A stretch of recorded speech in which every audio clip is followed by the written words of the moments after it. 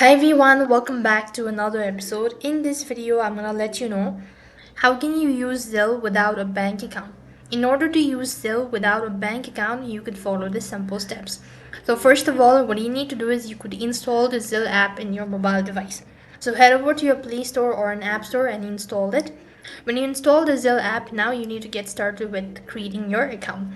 So click on Get Started as it is done installing. Next thing you want to do is after that, you want to go ahead and enter your mobile number for the registration. So type in your mobile number and click the continue button. As you've done it, so now go to the terms and conditions of privacy and security and make sure to mark on the terms and condition at the bottom of the page and click the continue button. When you've actually gone through the terms and condition, next thing you want to do is go and link your bank account for so that it's easy and convenient for you. Now go ahead and add your bank account. As you're done adding your bank account, click the login button.